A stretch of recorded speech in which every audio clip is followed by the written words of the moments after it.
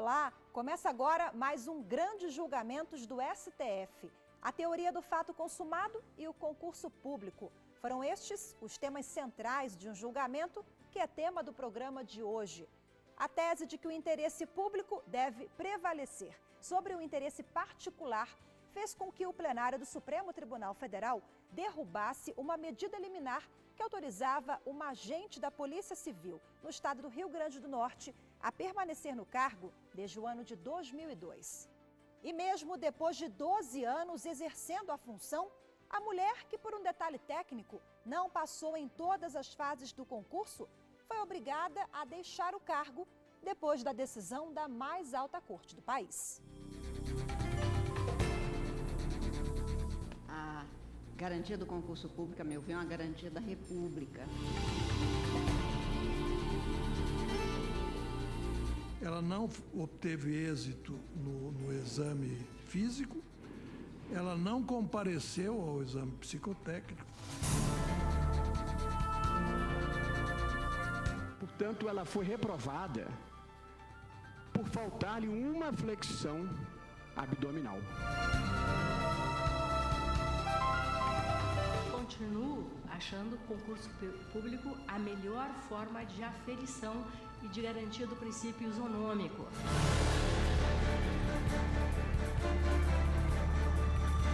A desclassificação na prova física é tão teratológica que depois ela foi aprovada no curso de aperfeiçoamento com 9,5, então não seria um abdominal que deveria reprová-la. Pobre Brasil, em que se aposta na morosidade da justiça.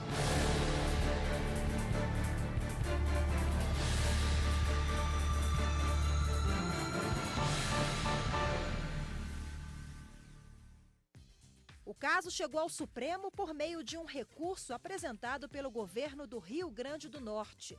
A matéria teve a repercussão geral reconhecida pelo STF e atraiu o interesse da Advocacia Geral da União, que entrou no caso como amigo da corte. A personagem da matéria concreta julgada pelo plenário é uma candidata que conseguiu prosseguir no processo seletivo de agente da Polícia Civil, graças à decisão liminar do Poder Judiciário, mesmo tendo sido reprovada na segunda fase, no exame físico, e sem passar pela terceira etapa do certame, o exame psicotécnico. No Tribunal de Justiça do Rio Grande do Norte, o argumento para manter a policial no cargo, graças a uma medida liminar, foi a teoria do fato consumado, uma vez que ela já exercia a função há muitos anos. Esse caso foi um caso bastante emblemático, em que a funcionária, essa pretendente desse cargo público, perdeu algumas fases do concurso e ingressou com uma ação pleiteando a sua continuidade no concurso e, posteriormente, a sua nomeação. E isso ocorreu. Se passaram diversos anos, vários anos, e chegou-se no final, após um contraditório de ampla defesa, e o tribunal verificou que ela não teria direito ao concurso, mas que, em razão do decurso de tempo, aplicou-se a teoria do fato consumado. A revogação dessa decisão, ela traria prejuízos enormes, não só para quem foi beneficiário dela diretamente, até também para a sociedade. A ação da ex-policial civil do Rio Grande do Norte, que teve o processo julgado pelo plenário do Supremo, é apenas uma entre as centenas de ações que chegam ao Poder Judiciário diariamente, pleiteando a manutenção no cargo ou questionando o ingresso na função pública. Os motivos para propor uma ação na Justiça são variados. E em dezenas de vezes, o plenário do Supremo mesmo já foi chamado a se manifestar sobre os assuntos. A questão do serviço público e dos concursos públicos e as suas demandas judiciais, questionando algum item, alguma norma que foram colocadas no edital, é porque muitas vezes o edital ele traz diversas regras, diversas normas, e muitas vezes ele acaba inovando também dentro.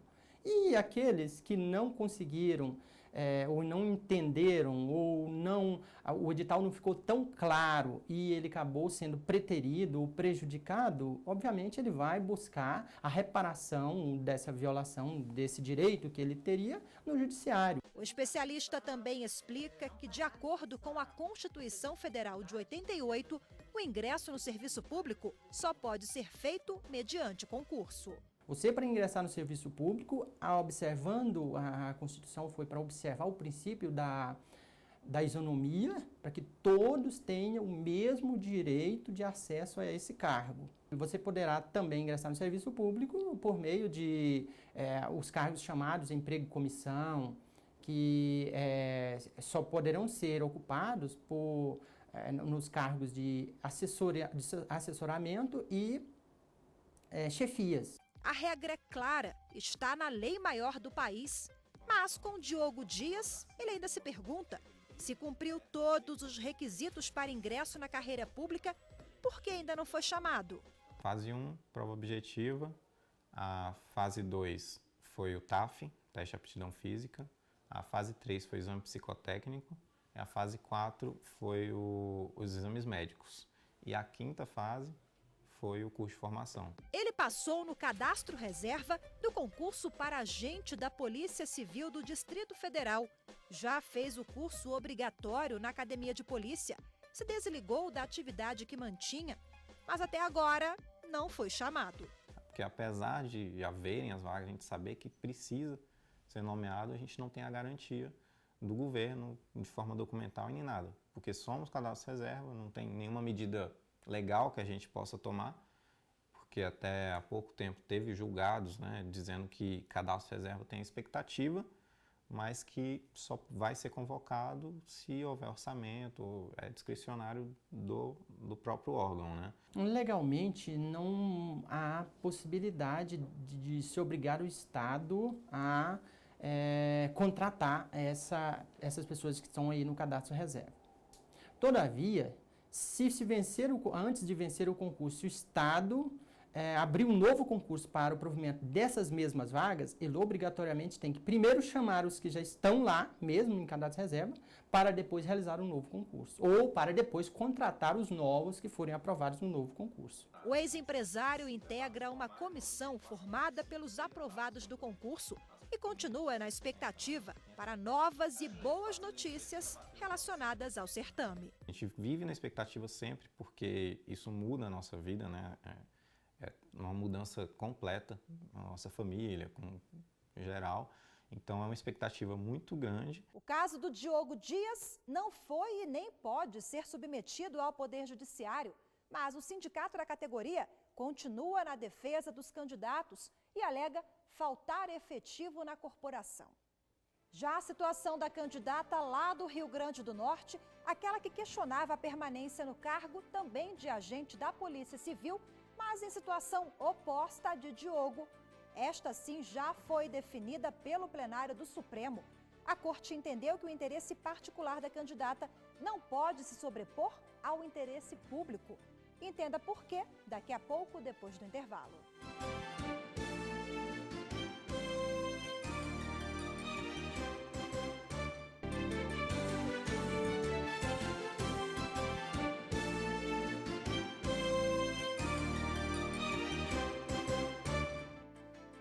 O caso de uma agente da Polícia Civil do estado do Rio Grande do Norte que não passou no concurso público graças a um detalhe técnico do teste físico, mas que conseguiu exercer a atividade por meio de uma decisão liminar da Justiça.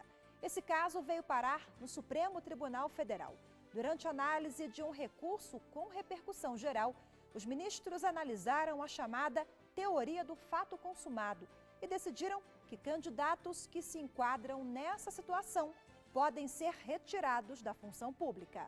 O recurso extraordinário julgado pela Corte discutiu a permanência no cargo de agente da Polícia Civil do Rio Grande do Norte de uma mulher que já estava na função pública desde 2002. Ela conseguiu ser integrada à corporação sem finalizar as etapas do concurso por meio de uma decisão da Justiça. Tomou posse, fez o curso de formação por conta dessa ação cautelar, chegou no tribunal, o tribunal reconheceu realmente que ela não tinha sido aprovada no exame físico, considerou que era legítima a exigência do exame psicotécnico, no caso, que ela não fez, mas em função dessa teoria do fato consumado, confirmou-a no cargo.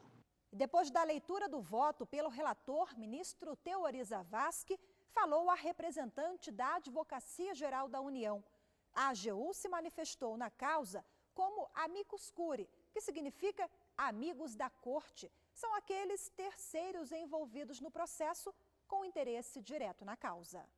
O julgamento do presente recurso extraordinário é relevante também para a União, porque discute, como foi muito bem colocado no relatório do ministro, a possibilidade de se aplicar a teoria do fato consumado para tornar definitiva a investidura de candidato em cargo público que acabou sendo empossado por força de liminar. Essa interpretação, esse entendimento acaba por fomentar a própria litigiosidade, né? E aí ensejando aí uma multiplicação de demandas num poder judiciário já sobrecarregado, mas ainda coloca em descrédito a própria administração pública, que diante dessa situação, se deparará com a hipótese em que as regras previstas no edital não serão respeitadas, na medida em que é muito simples para um candidato raciocinar da seguinte forma: faz a inscrição do concurso público, caso não aprovado em uma das etapas, ingressa perante o Poder Judiciário com pedido de uma tutela de urgência, obtém-se a liminar.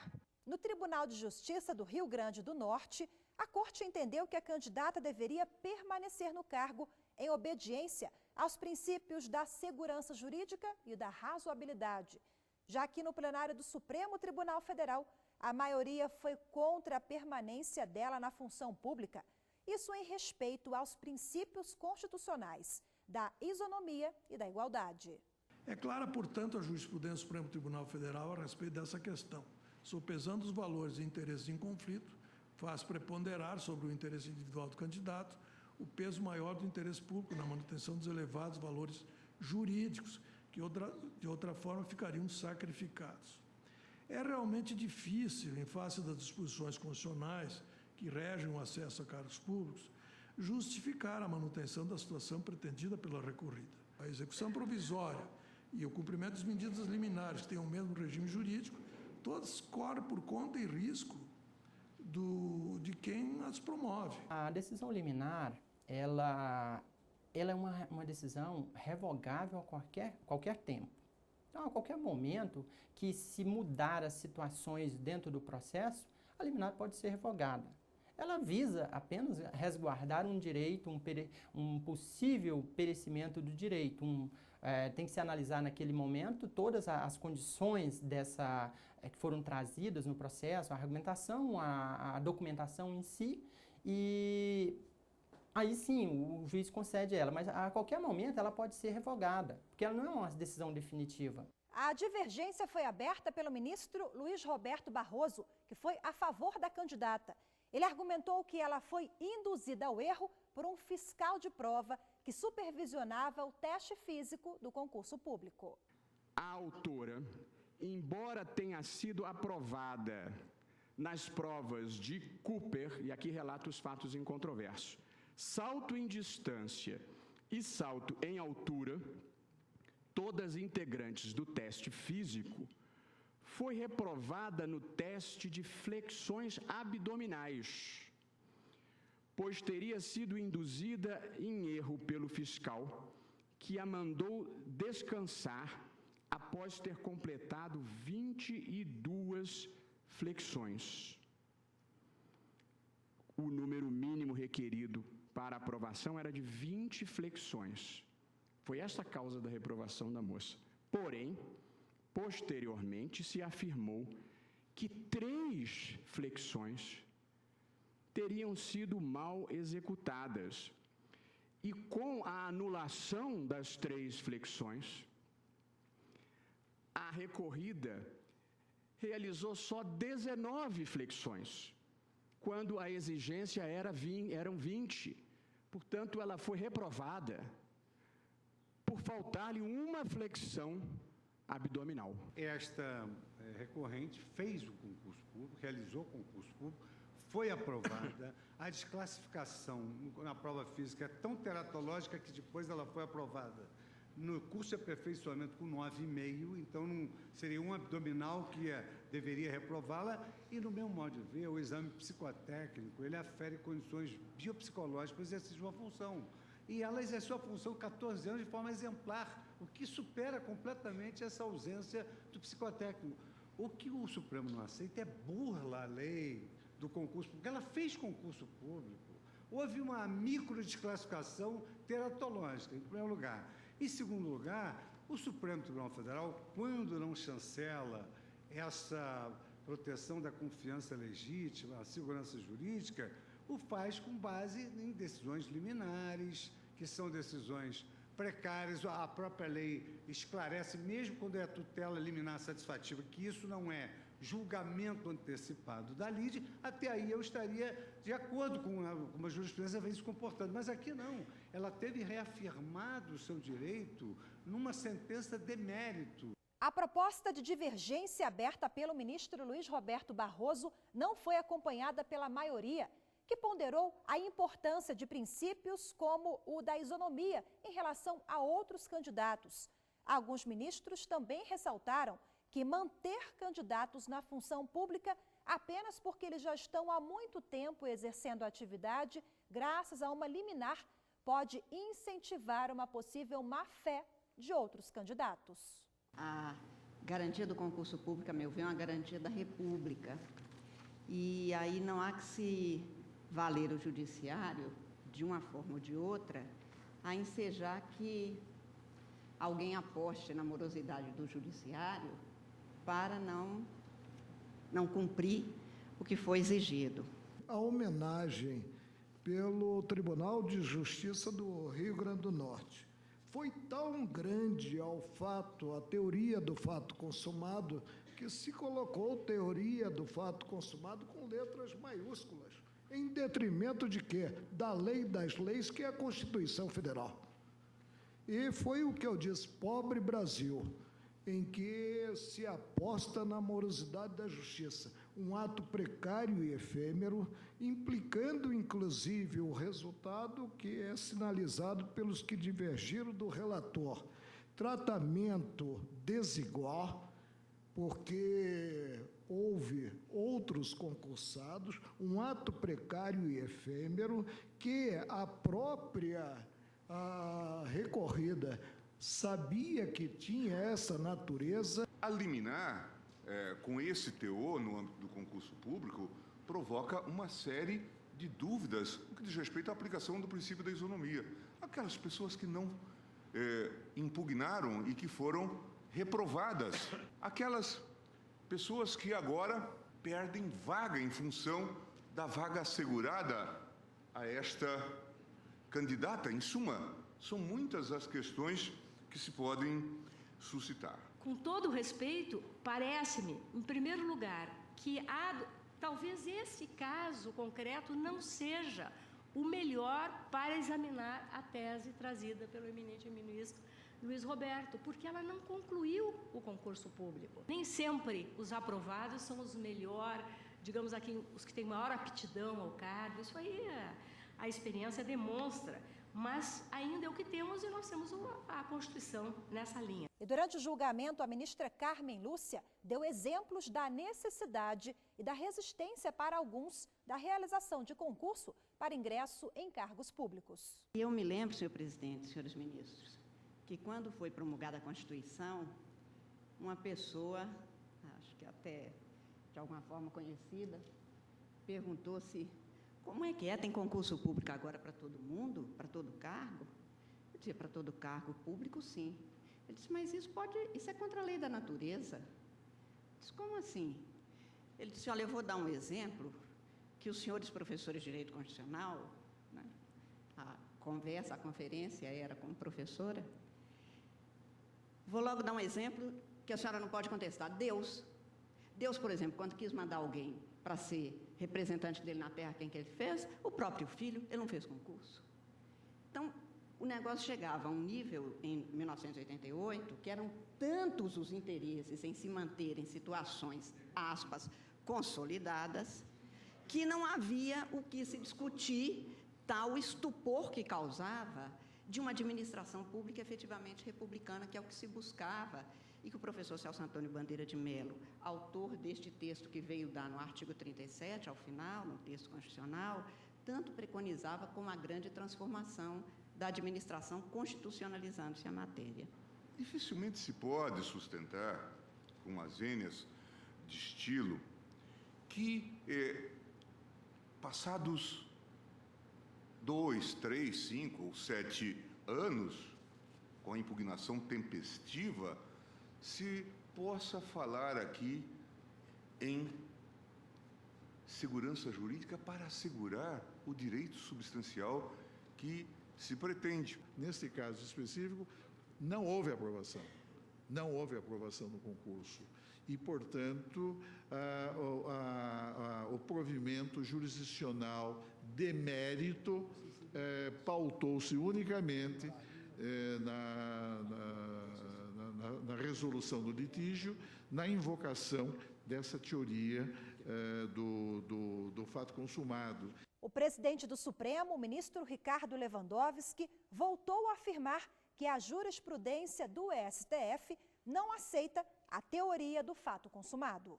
Teoria do fato consumado. Aliás, eu nunca ouvi falar dessa teoria, nunca li um livro dessa teoria, não conheço nenhum autor que tenha escrito sobre essa teoria do fato consumado. É uma teoria, para mim, data vênia nova. Eu tenho receio de que, se nós placitássemos esse acordo, estaríamos confirmando uma teoria que, a meu ver, nem existe no domínio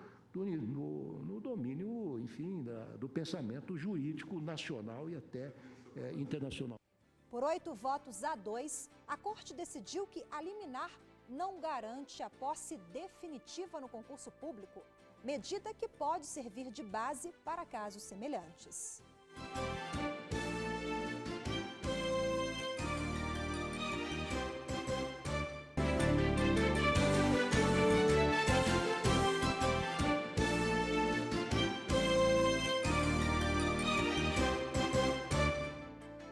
Mais um debate no plenário do Supremo Tribunal Federal que envolveu o ingresso de candidatos em concursos públicos.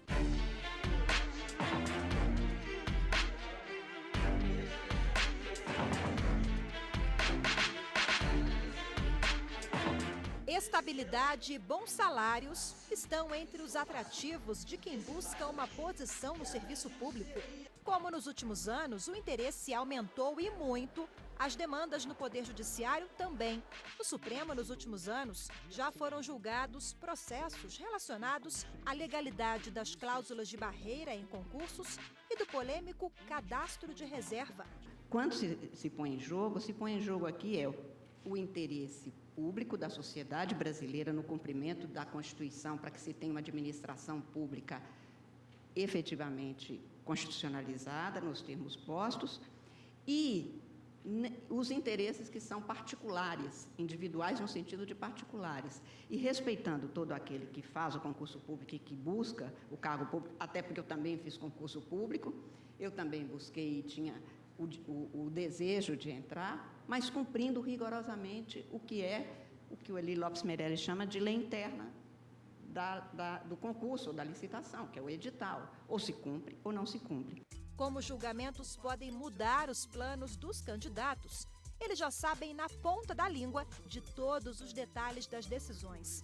É o caso de Diogo, que passou no cadastro reserva da Polícia Civil do Distrito Federal e mantém a expectativa de ser chamado para a vaga. Então, como é cadastro reserva, a gente pode ser nomeado, a gente só tem expectativa de direito de ser nomeado em até o prazo da validade do concurso. Por mais que tenham vagas, saiu um julgado há pouco tempo que, infelizmente, colocou que, mesmo havendo a vacância, mesmo havendo vagas, surgindo as vagas dentro do órgão, o órgão só é obrigado a nomear se houver orçamento, se houver verba. É um tema muito recorrente que o Judiciário tem discutido bastante e especialmente nesse caso do julgamento do STF, que deve mudar aí um pouquinho a aplicação dessas teorias e desses princípios. E assim nós encerramos mais uma edição do programa Grandes Julgamentos do STF.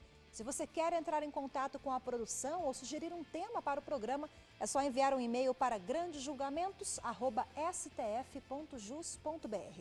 Temos um encontro marcado na semana que vem. Até lá!